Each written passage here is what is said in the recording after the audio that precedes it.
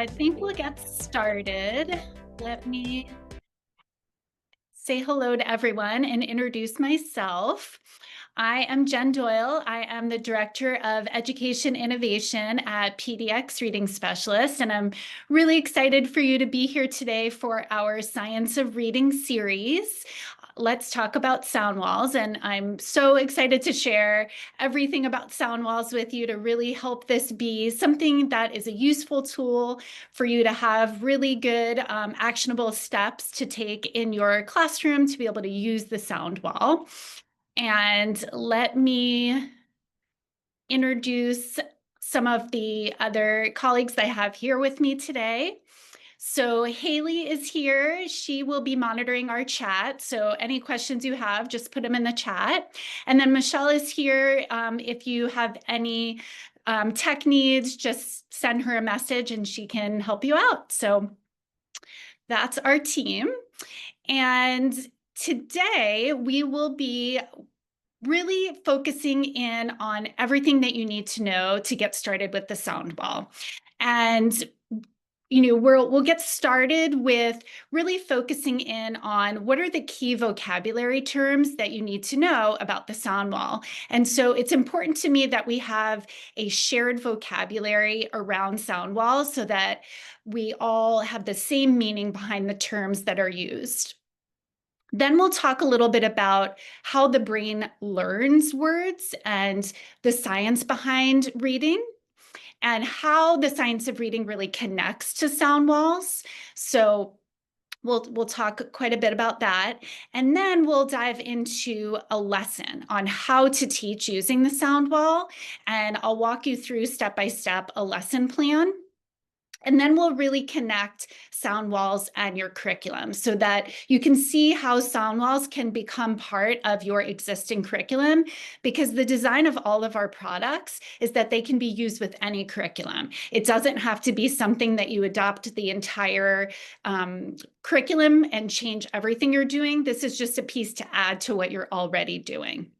And then I'll save time at the end for a Q&A. So that's really the overall agenda. And I just want you to leave here today feeling really confident and ready to go with sound walls. And any questions that you're starting off with, any thoughts, anything you're wondering, you can put those in the chat. Haley is going to collect them, and then I'll get back to them at the end of this session. So as questions come up, feel free to put them in the chat and I'll get to them at the end. I know some people emailed in advance, which was really great too. So I'll be sure to get to all those questions. And really exciting, if you stay until the end of the webinar, you'll have a chance to enter our Soundwall giveaway. And so you'll be able to choose from our Soundwall products and find a solution that works for you. So if you stay to the end, there'll be a chance to win. So that will be really, really exciting. So we will jump right in with our agenda. And starting off, I want to talk about some of the most important key terms. And one of the things that is really important about the sound wall and understanding it is knowing what a phoneme is. And a phoneme is really the smallest unit of sound. And what it does for the word is that sound unit can change the meaning of a word. And so there are 44 phonemes in the English language. So if we consider this example here with the long A, that long A, like in the word acorn, that is the first phoneme in the word. And it can change the meaning of the word acorn. If we remove that A, we're left with corn, which is a totally different meaning. So that individual sound unit can change the meaning of a word. And sound walls are organized by phoneme. And so we'll take a look when we look more closely at the sound wall, but that is how they're organized, is based on phoneme. And then next, we have the word grapheme. And a grapheme is the smallest unit of written sound. And so some examples of that are that when we think about the grapheme A, it can represent the long A sound in the word baby.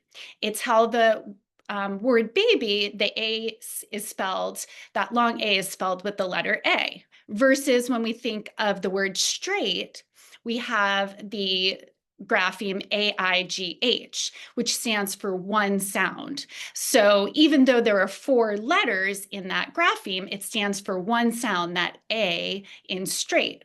So what's really important to know about graphemes is it's not about the number of letters in the grapheme, it's representing one sound. So the phonemes and the graphemes should always match each other, the same number of phonemes and the same number of graphemes, regardless of those letters within the grapheme. Because graphemes can be 1 letter, 2 letters, 3 letters, or 4 letters like we see in the word straight. And then our next key term is morpheme. So a morpheme is the smallest unit of meaning in a word. So if we take the word walk, in the word walk, if we add the ending ed, which says t, we have the word walked. And that ed is changing the meaning of the word walk to make it past tense, makes it walked. So that ed is that smallest unit of meaning that changes the word. So you might be wondering, why are these key terms important and how does this connect to the sound wall and what we're learning?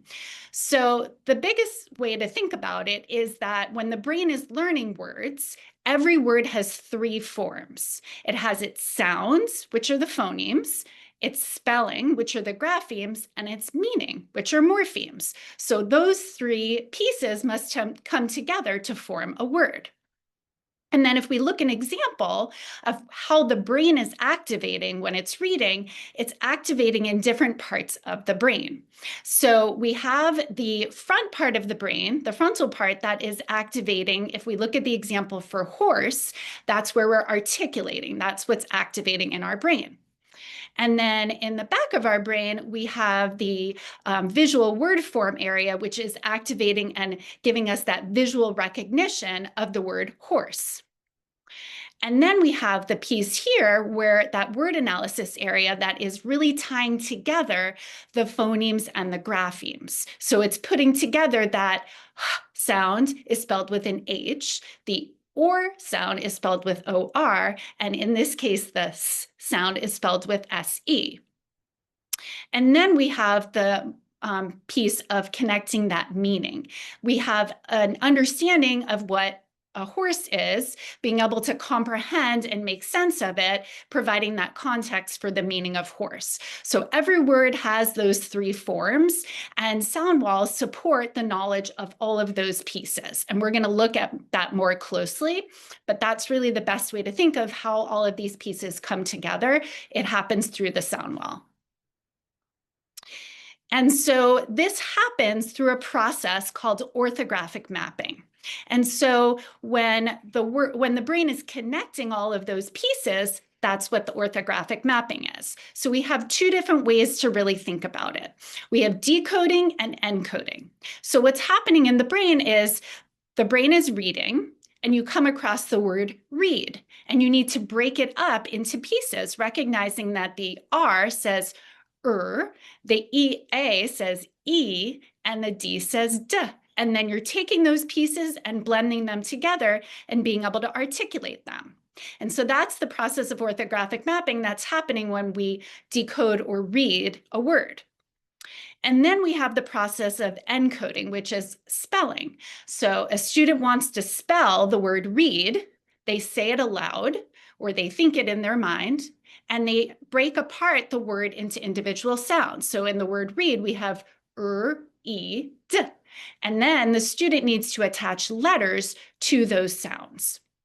And then they'll be able to spell the word read. So those are the 2 pieces that are occurring within our brain when it comes to orthographic mapping. We have to be able to have that letter-sound correspondence when it comes to both reading and spelling. And the sound wall supports both of these processes. And so, as you can see, this is not a natural process. Learning to read is complex, and it requires really explicit and systematic teaching because it's not a natural process. It involves connecting all of these pieces of the brain to be able to read and spell words. It doesn't just naturally happen for students. We have to really build those connections. And understanding this process of the brain is really important because then we can appreciate the tools that we can use to teach students. We can understand these tools better, knowing how the brain needs to be able to connect. And so that's what we're going to look at with the sound wall is how does the sound wall make reading become a process that is more natural for students by building these connections. So let's take a look at sound walls. So what are sound walls? You'll see there's one behind me and then on our bulletin board here in the screen.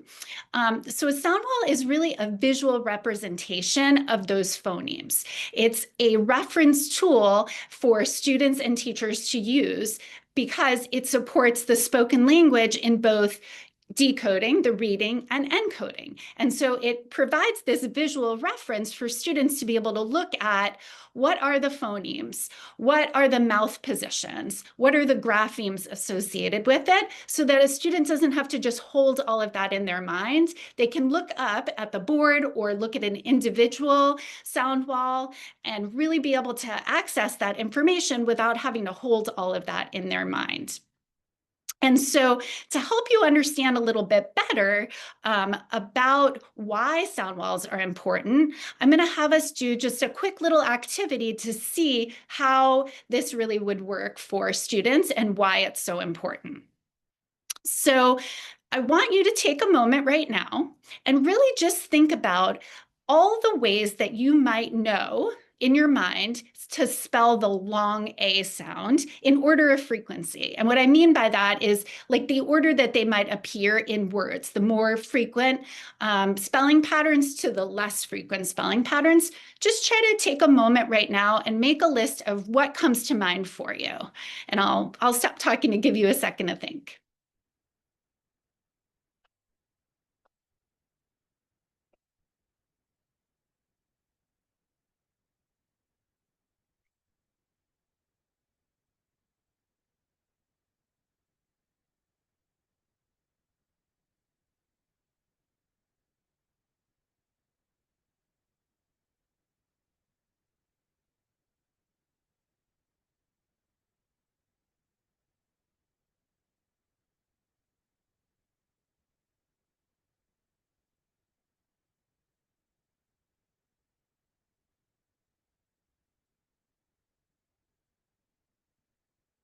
All right, we'll switch out to the next slide and can test your knowledge and see how you did.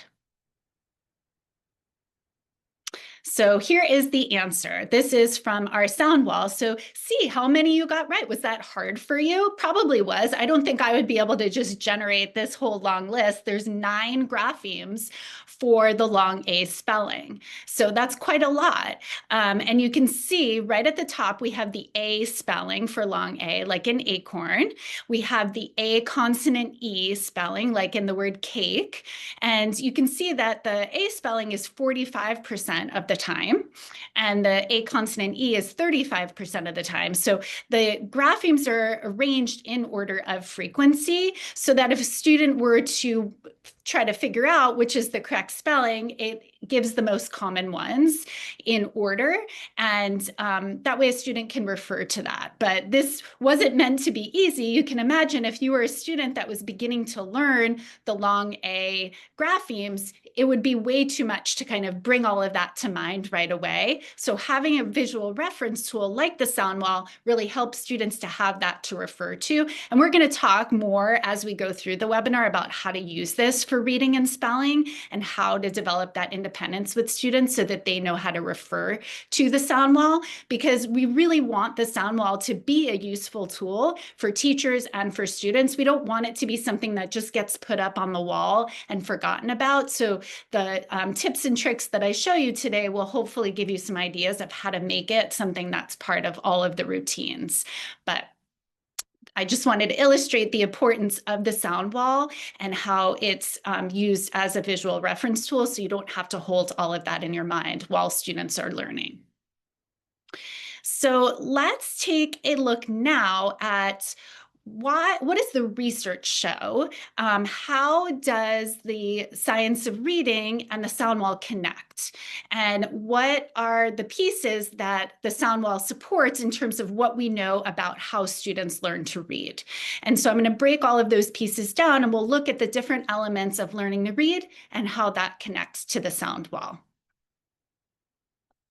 So the first really important piece that we've known for a long time is that phonemic awareness is a really critical foundational skill.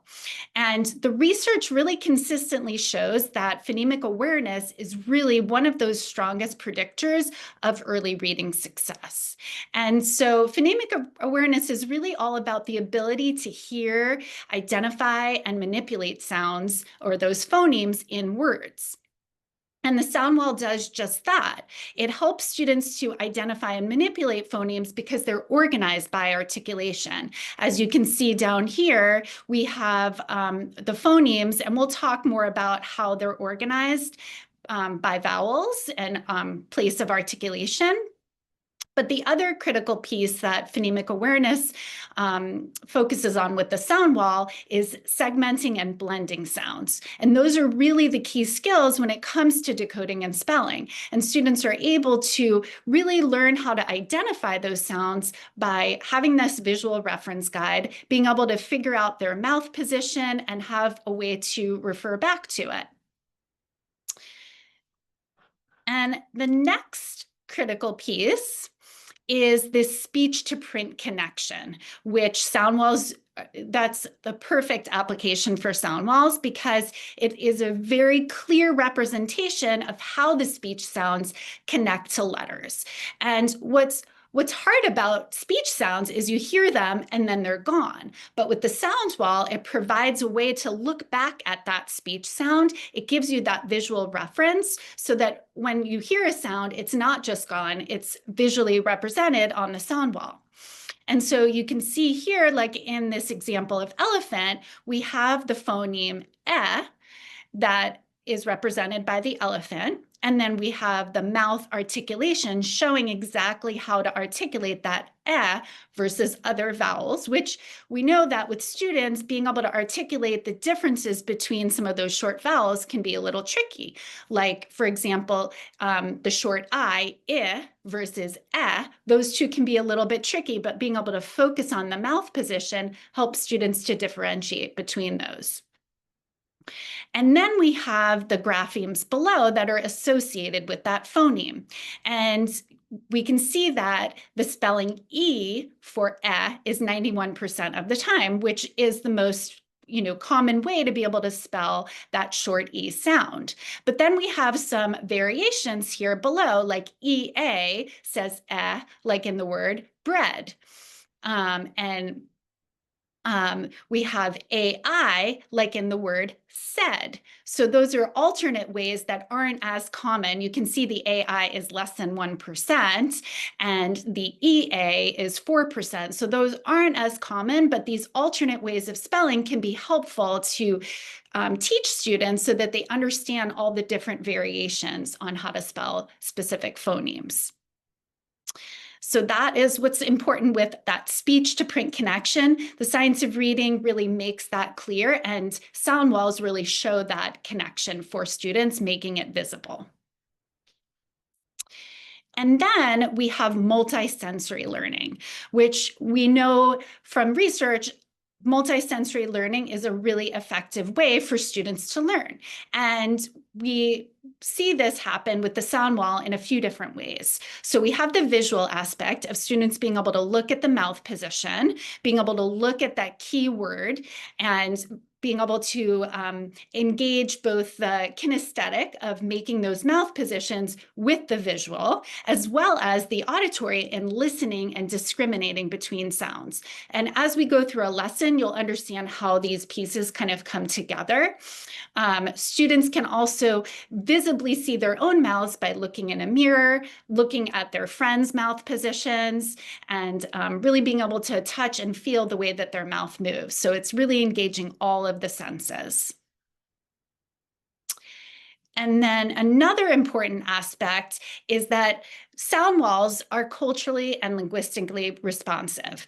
And I'm showing you a little sneak peek here of our Spanish sound wall, one of our new materials that will be coming out soon. So if you instruct multilingual students, if you're teaching in English and in Spanish, we have a ton of new teaching tools around the sound wall that will be coming out very soon. So I'm so excited to share those with you, but that will be coming out soon.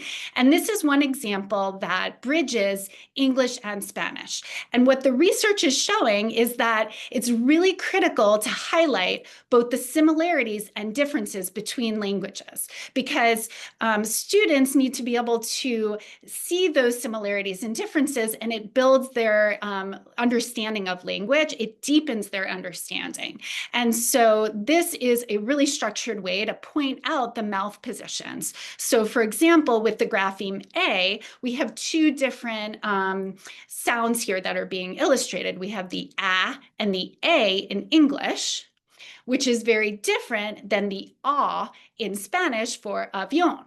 So we've got ways to teach students the differences to be able to just hear the sounds in these words, but then also physically feel the differences in those mouth positions, as well as have some keywords that highlight those differences for students. So this is really a great tool. And then having a visual reference guide up that's like this in your classroom can really help those multilingual learners know where to look back at if they're struggling with a sound or trying to figure something out. It's honoring their own language by then comparing it to English. So it's a really great tool to be able to connect those languages. And we'll have, I'll share with you at the end some other examples of the Spanish sound wall that will be coming out. And we're creating some instructional tools and materials that will go along with these as well. And now that we've kind of gone through a little bit of the research and what it shows with sound walls, I kind of want to come back to the brain and really identify those areas that are being activated by the pieces of the sound wall. So on the sound wall, we have these articulation cards, or ways that the mouth is being positioned. And as I mentioned before, that is happening in that frontal part of the brain. And then we have the activation of that visual recognition through these grapheme cards that come along with our set. And then there's that letter sound correspondence, corresponding the articulation of the A to the A grapheme, and then connecting that to the meaning through seeing an apple and knowing that apple, it's connecting that context and making the meaning. So all of these pieces are activated with our sound wall.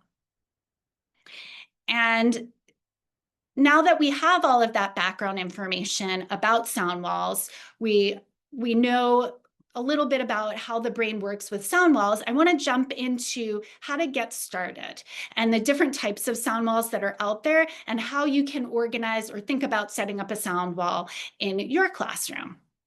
So we have a few different types of sound walls. And the first one that I'm going to show you is the consonant chart. And so the consonant chart can be a little bit tricky to understand. We're actually not going to focus on the consonants today. Likely we'll do this in a full webinar later because it requires a lot of explanation. But the consonant sound wall is organized by the place of articulation, like how your mouth is articulating, and then the manner of articulation. So if we're thinking about the B sound, our lips are together and it's considered a stop sound, like the sound is stopping. And B and P are the same articulation, except we have one sound that's voiced, the B, and the P is unvoiced. So there's a lot of learning that has to come into play when you're learning about the consonants, and that will likely happen in a later webinar. Today, I'm really going to focus on the vowel valley. But this is one tool to use in the classroom. A lot of teachers will have both up, and some will just have the vowel valley up. So looking at the vowel valley here, this is a tool that shows all of the different vowel phonemes. So it starts off right up at the top with the long E, where your mouth is like a smile, like E. So if you can feel it with me as I go through and feel your mouth changing. And then we have it going from the E to the where your mouth is starting to close and round a little bit more. And then it goes to the A, where A is actually, we'll look at this a little bit more closely. It's actually 2 mouth positions. And then it goes to the So we have our mouth rounding more and opening with the and going all the way down to the where our mouth is really open. So it's going from a smile to a more open position. And then as we go back up, the mouth is rounding more in and closing as we get to the oo and the u, the mouth is pinching closed. So it's really showing the movement of the mouth as it goes through that valley. And then down at the bottom, we have the schwa. And then we have the diphthongs, oi and ow, and the R-controlled vowels. And so that's really the organization of the sound wall. And on this one, we're just looking at the phoneme and the mouth position. And what you would do as a teacher is hang up the vowel sound wall or have a vowel sound wall poster that shows the phonemes and the mouth position. And then as you instruct, you'll be adding those graphemes. And this is showing all of the different graphemes that are associated. And you can see this is a lot to really take in, especially for a student that's just beginning to learn. And we'll look at different variations of the sound wall at different grade levels. I'll show you what that looks like after, but this is how the graphemes look. And as I mentioned before, the grapheme cards, they each have the letter and the percentage that goes along with it. So that's how the vowel sound wall is organized. And so now I'm going to just jump into a quick lesson for how you might teach using the sound wall. And what I would start off, this obviously wouldn't be like a very first lesson, learning the long A sound. But if I were teaching that long A sound, I'm teaching along with it the grapheme A. And so I would start off with showing this acorn card, which looks like this. This is the actual card. And so I would have this with me talking about it. And the method that I use to teach the sound wall is really that I do, we do, you do method. So I'm going to start by having students observe me and watch me, and then we'll do it together, and then they'll do that independently. So those are really the steps that help students to, scaffold that experience so that they're not asked to do something before they're ready. We're showing them and modeling, doing it together, and then having them do it on their own. So you also want to be really explicit when you're teaching students the articulation and really explaining and having them watch before they do it on their own. So I would say to them, today we're going to learn a new grapheme. And this is an acorn. So listen to me say acorn. Acorn. What sound do you hear at the beginning? And I might give them a few other words too to help them listen for that long A sound. And then I'm going to be explicit and say, acorn, that begins with that long A sound, A. Listen to me say it, A. Now you say it with me. And then I would ask the students to say the sound with me. And then I would jump into teaching that articulation and really being explicit about how the mouth is moving, the position of your lips and your tongue, and how your mouth is moving, especially for this sound because it has really 2 mouth positions that happen very quickly. And so you're going to start with that A sound with your mouth open just a little bit and your lips kind of pulled back. And then the tip of your tongue is really toward the bottom between your teeth, and then your mouth is going to narrow. And so I would talk through that and then show students how to make that mouth position. So I'm really saying A. My mouth is really A. And you might, it happens so quickly. I'm like doing it in a very like explicit way right now. It happens so quickly that you probably don't always feel that mouth movement.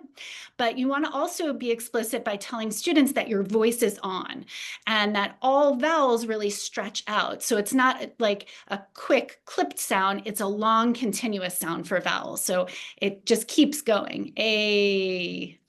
And what I would do is have students watch me, and then we'll try it together, and then they'll try doing it on their own. And this is where you might bring out a mirror to help students to be able to see their mouth position. Or you might partner them with another student so that they can watch and observe each other. So that way students have a way to kind of reflect and see what they're doing, but definitely having them feel that mouth position. And if there's a way to have a mirror or be able to look and see how they're forming the sound, it's really helpful for students. And so after teaching how to form the sound, then I would jump into auditory discrimination and really helping students to hear that A in words. Because with the long A sound, you can hear it in different parts of the word. It can happen in the beginning, in the middle of a word. So I might give them some examples of that long A sound, like in acorn or apron, and able, and agent. That long A sound is right at the beginning. And then I would give some examples of hearing it in the middle and at the end of a word. Like in the middle, it's in cake or rain, or at the end of the word, like in away or play. And so I would give students an opportunity to participate by maybe holding up some fingers and saying, did they hear it at the beginning, holding up one finger, the middle by holding up two fingers, or the end by holding up three fingers. And that way they can identify where they're hearing that long A sound. Or maybe I might begin by just having them identify if they've heard it by giving a thumbs up, or if they didn't, by giving a thumbs down. So that way students are recognizing if they hear the long A sound and then where they hear it in a word. And that helps them to discriminate those sounds. And all of this is done really aloud. The only real teaching tool I'm using are the cards that I have here. By showing them the cards and having them practice. But really, this sound part is all done aloud. And then after, I'm going to introduce the grapheme that goes along with the sound. And I introduce graphemes one at a time. So that looks like this. So I have my grapheme card that goes along with the mouth and the key image. And this is where I'm going to be really explicit in teaching that grapheme, A. And so I'm going to tell students that this is the most common way and probably point out to them that percentage bar and really explain that this one is the most common way to spell that A sound, the letter A. And one really important thing to know about the letter A is that it's only in an open syllable, like in acorn or baby. It ends in open syllable. And students will have, by this point in instruction, had some knowledge in syllables and different syllable types to understand what that means. We want to explain the different syllable types. And so what I would do then is have them point with me to the phoneme card or the poster, or maybe they have a personal sound wall at their desk. And we would point to that together and really say acorn, and then maybe air write the letter A. Maybe we would practice air writing it. And some students might need some practice with letter formation depending on the students. So if I know that about my class, I might have some worksheets or paper for them to practice that letter formation. But this critical part is connecting the phoneme to the grapheme. And so we want them to have that experience with connecting those together. And then Really what is most important about the grapheme instruction is that we only want to put up the graphemes that have been explicitly taught. You don't want to start off with that set of graphemes already filled in if students haven't learned them. And what that will look like is in kindergarten, students might have a sound wall that looks like this. They might have a sound wall that just has the short vowels and one grapheme associated with it, and maybe the long vowels with one or two graphemes associated, because that's all students will be familiar with. And if we're putting up information that they don't know how to use, it's going to feel overwhelming and they're not going to use it as a tool for learning. So we want to set them up for success with learning how to use that sound wall with things that they're familiar with. So this would be an example of what a kindergarten one would look like that would be built throughout the year. So again, I would only put up the graphemes as I taught them. And then in first grade, the vowel valley would expand to something like this, because in first grade, we're entering into more long vowel combinations, those vowel digraphs.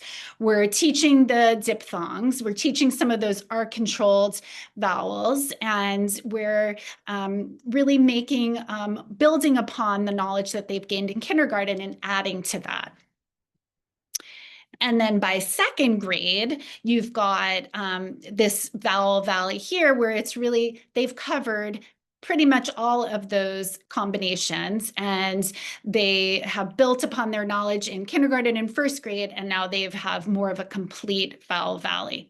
And so students will hopefully by this point being able to have that as a reference tool when they're reading and spelling and know which combinations to choose from. And so those are the different ways that the vowel valley might look at different grade levels.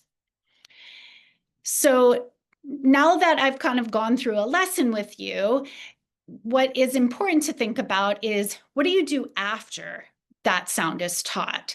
Because we can't just assume that students have learned from that one exposure. It's going to take multiple exposures and practice to be able to really make sure that they have that phoneme grapheme correspondence, especially as more graphemes are taught. So I'm going to go through a few different ways to continue that instruction.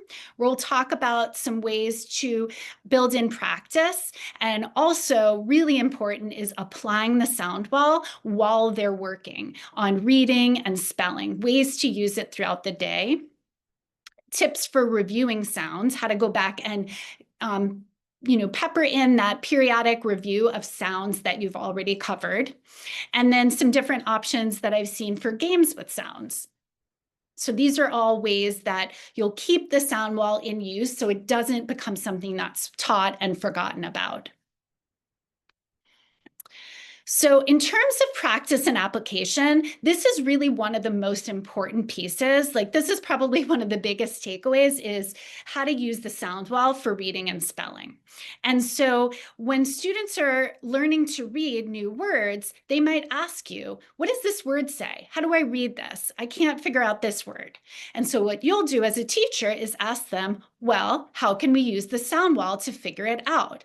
And you're going to have to do some modeling and teaching of how to use the sound wall to read words, but it's a really great tool to help students to decode. And I'm going to walk you through how I might do that, but you'll have to model this for your students so that they see how to use it. So for example, say a student asks you, how do I read this word? How do I read the word play? And we're going to break it down with them and help them to use the sound wall to figure it out. So we'll talk about, what do you notice about the word play? Let's take a look at it and break it down by letter. So I notice the first letter is P. Okay, what does P say? P says P. Now I would go to the next letter, L. L says L. So I have pl if I blend those together. And now I have these last two letters, AY, and that's where students might find that they don't know exactly what those two make together. And then what we can do is we can refer them to the sound wall to take that AY.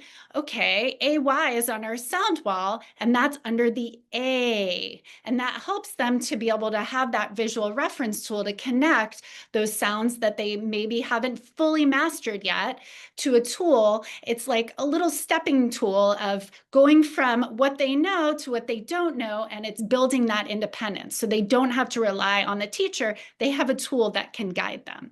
And so that's how I would do that step by step and model that for students so that they learn to use it independently. And they might need that repeated practice and exposure with how to use the sound wall to read some words. And then we also have applying the sound wall to spelling and writing. And this is another super important piece. Really big takeaway here is that the sound wall is a really effective tool for spelling. And again, you're going to want to model how do you use the sound wall for spelling when they're working on writing.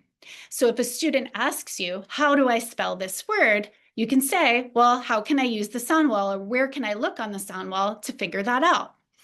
So let me walk you through what that would look like. If a student asked you, how do I spell the word play? You're going to start with saying, okay, let's say the word slowly. Okay, play. Now let's tap it out. P-L-A. I hear 3 sounds in play. So what I would do is on my paper, I'm going to make 3 lines for those sounds. And I'll leave those lines blank, and then we'll connect. Okay, the first sound I hear is P. How do I spell that? Okay, with a P. The second sound I hear is L. How do I spell that? With an L. And then that third sound I hear is A, and that's where it can be tricky, knowing which long A combination to choose. And that's where I'll bring them back to the sound wall. Okay, so let's start with that first one, A. That's the most common one. So could it be that? Well, no, it can't be because it's not found at the end of a word. Then I would go on to the A consonant E. Well, that's my next common one. And could it be that? Well, no, because I don't have another consonant there to make A consonant E. And then I would go to the AI. Could it be AI? Well, no, again, it can't be because AI either comes at the beginning of a word or the middle of a word. And so I'm looking for a long A grapheme that comes at the end of a word. And then that would be AY. AY comes at the end of a word, just like EA does, but AY is a more common spelling. So that would be, your students would obviously have to have some knowledge about the graphemes and where they come in the word, but that would be the way that I would really help a student to be able to use it and know which grapheme is the right one for a specific word. And so really the biggest 2 things to really think about with the sound wall is if you're going to use it every day, ways to use it every day are in your reading and in your spelling and just integrating it within those subject times. And the best way to go about that is really continuing to review the sounds, establishing some daily routines around sounds. So daily routines are really important because when students have routine ways to practice, they're not having to think of a new way. They just know this is the way we practice sounds, and you've set up that routine for them. So one way of having a routine would be to practice during maybe a morning meeting time, having students look at the sound wall, pointing out some of the sounds and having them do like a little call and response, chanting the sounds, having them have a specific song or a way to sing the sounds. I've seen teachers on Instagram and YouTube with like different songs around the Vowel Valley, and then we have visual drills and just being able to visually identify the graphemes and the phonemes.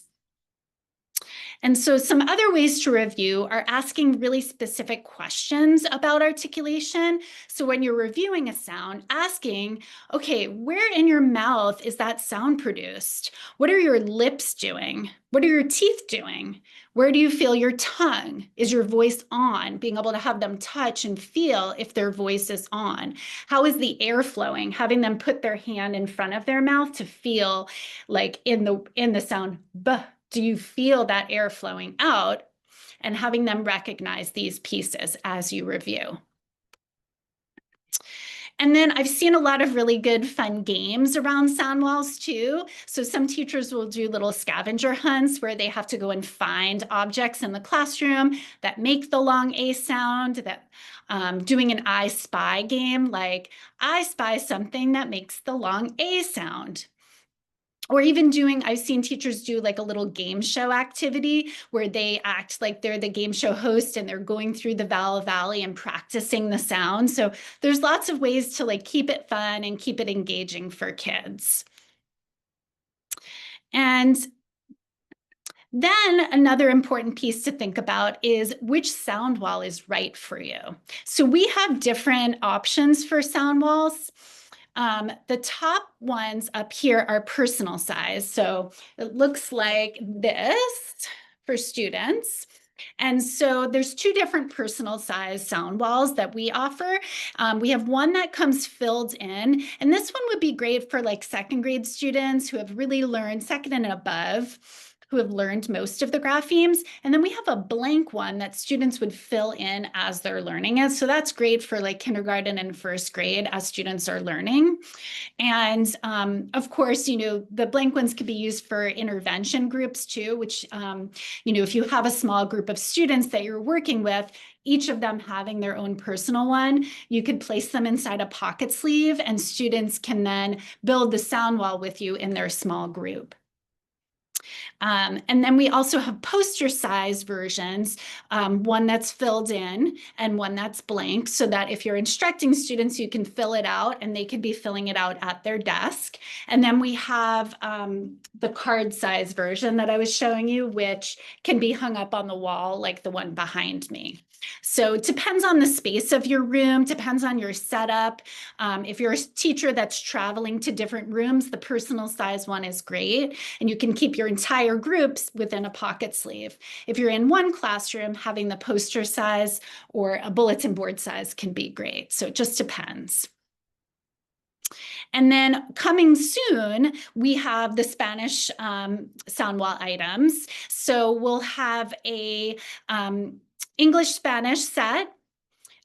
Those will be like a display board size that has all the letters of the alphabet in English and Spanish. And then we'll have a deck of cards that shows all of the vowels, the diphthongs in Spanish, and the consonants. And then we'll have a personal sized version too, and perhaps some poster sizes. So there'll be different formats for teachers to be able to choose what's right for their classroom. And really excited about being able to connect that learning to multilingual learners. So moving along, it's now actually time for our giveaway. So I'm going to get Haley's help here too to help me in the chat. But what's going to happen is I'm going to ask a question, and the first person to answer in the chat will get to win some Soundwall products of your choice. So we'll communicate with you about what would work best for your setting so we can give you the right materials. So get your fingers ready on your keyboard. Get your ears ready so that you can listen to the question. And the first person to answer in the chat will get to win. So let's see, I'm going to open my chat. Okay, so here is my question. It's based on something I said earlier. So my question is, how many phonemes are in the English language? Ooh, that was fast. We got some really fast ones. Yay, 44 is correct. Yay, that's awesome. Let's see who is the first one. Meredith, you were the first. Excellent. We will connect with you. Maybe Haley can get your email and we will connect you so you can get your sound wall of your choice. So exciting. Yay. So now we'll move into just a little Q&A. So for Q&A, I have some questions that we've been gathering, and I will go through those. So if you have more questions as I go, just let me know and I will answer those as we go through. So let's see. My first question here is, I teach K through 5 grade ELL pullout. Should I have sounds locked on my sound wall or leave them uncovered, even though the kindergartners haven't unlocked them yet? Any other tips? Well, I think for a pull-out group, my recommendation would be to use the personal size board, because with that, you can have students customize that personal size one depending on the group's need. So I would choose a sound wall where you can add those graphemes as you go within that group. And if you have the ability to have the poster size up, you can use that poster size and laminate it and then just write it in for the specific group of students. So I think definitely the personal size ones would be the way to go with that pull-out group. That way you're customizing based on what students need.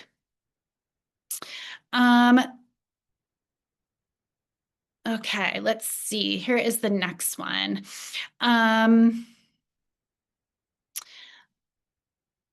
Let's see. I am trained in OG, so I knew all of the graphemes for long A, but I didn't think of AIGH. OG doesn't include that as a grapheme. So what we did to create our sound wall was we compiled many different curricula. We looked at all the major curriculum that's out there, and we really tried to also look at the research behind what are the most high frequency and useful graphemes for students to know. So not every curriculum will teach all of the graphemes that we have on our sound wall. And that's why having something that you can customize, like the one where you write it in, or even using the deck of cards that we have, you can just put up the graphemes that are taught in your curriculum. And that way you can customize it. But yes, different curriculum teach different graphemes. And so we tried to make it as useful as possible to multiple different curriculum. Let's see. Next question, is there a scope and sequence for when those different phoneme grapheme correspondence are introduced for long and short vowel sounds? Yes, I can add a scope and sequence to our email that we send you after this. That way you can have a specific scope and sequence for introducing the graphemes. And again, different curriculum will do it in a slightly different way, but I can definitely give you a sample scope and sequence. And so we'll put that in the email that we send with you'll get this recording of the webinar, you'll get the slide deck and some other little freebies, lesson plans, and other things I've created. So I'll include a scope and sequence. Let's see, if you're using the sound wall to help with spelling, like in the word play, but students haven't been taught the AY, it wouldn't be on the sound wall yet. Yes, that's true. So in that case, you wouldn't be able to refer back to the sound wall for that sound, and you might have to give a little bit of like one-on-one instruction or accept a different long A combination there until they've learned it. Okay, it says, what are your thoughts about using keywords on sound walls? So the keywords are really designed to help students build the bridge between that meaning and the phoneme or the grapheme, so that you're like tying all of those pieces together. And so different curriculum, again, are going to have different keywords. So I think if your curriculum has a different keyword, you could teach that along with our tool and show multiple different ways to make meaning. But that's really the idea behind the keyword, is to build that meaning piece. So the personal sound walls, do they have the percentages, or is that only on the large sound walls? So initially we had the posters and the large versions had the percentages, and we didn't include that on our first versions of the personal sound wall, but that will be coming out soon. In the future, we will have the percentages on the personal ones. So we'll definitely let people know when that new item comes out, but it is something that is in the works. We've had a lot of requests for that. So yeah. Let's see. So what age and grade level are sound walls best for? So when we're using sound walls, I would say it's really most ideal in that really K through 3 setting. So, you're building students' understanding of the phonemes and the graphemes. And by second grade, students have learned all of the phonemes and graphemes, ideally, maybe not in every setting. And then in third grade, you're kind of consolidating those skills. So having that reference that students can look back to when they're spelling in third grade. And of course, these materials can be used at intervention at any level. Do you have a recommendation of a word list that shows words organized by their pattern? Well, our cards have, I'll show you the back of them. The back of our card, if you can see that, it gives you a sample list of words that go along with the grapheme. So those come with our set of vowel cards. So it's right on the back. And we're working on a phoneme grapheme dictionary that will have a set of words that are associated with each grapheme. So that would be one resource. Our cards definitely have all of that. I'm trying to think of other free resources. I'll have to get back to you on that, but our products do offer that ability. Let's see. So do I need both a consonant and a vowel wall? So I think it really is going to depend on your curriculum and, what space you have in your classroom. Like the vowels are really the most tricky piece of instruction because there's so many different graphemes associated with the phonemes. So I would probably myself, if I didn't have this space, I would put up the vowel valley and really focus on that because the consonants don't have as many different spellings for the graphemes.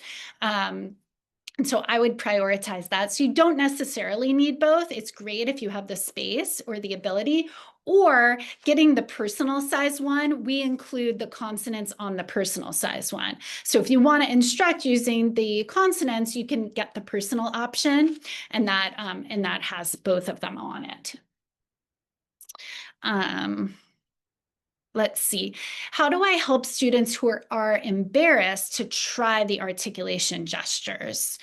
Well, if students are feeling a little bit uncomfortable, that's why that modeling, the I do, we do, you do, is really helpful. And even having the mirror or something to hold up in front of their mouth might help them feel a little bit more comfortable rather than looking at a partner. But what I do is I just kind of try to make it like a normal, like when you're setting the stage for the sound wall, really normalizing that. But then if students are still feeling a little bit uncomfortable, kind of pulling them aside when there's an opportunity and practicing that like individually, if that feels more comfortable, having a private space to practice can be helpful. Yeah. Let's see, any other questions here? Let me see. Any other questions? I don't think I see any others. If I miss one, go ahead and add it back in the chat. And Donna, I know you're here, so we'll take a little bit of time. If you have a few minutes, we can pop out and chat also. Any other questions? I'm happy to, continue this dialogue. If there's things that you need, feel free to email us at any time. Haley and I can respond. We're happy to provide resources. If you have questions about using the sound wall after this, like I said, we're going to send the recording, the slide deck. We'll send other free resources. I put together some sample lesson plans for you and little instructional tools and materials that will help with the sound wall. So if there are other things you need, I'm happy to share and help provide those resources. So feel free to reach out anytime. But I really appreciate all of you being here and taking the time to learn about this. It's a lot. It's not easy to learn something new and get started, but I hope I have left you with some really useful tools. So thank you so much for being here. And Donna, if you can stick around, I'll chat with you a little bit.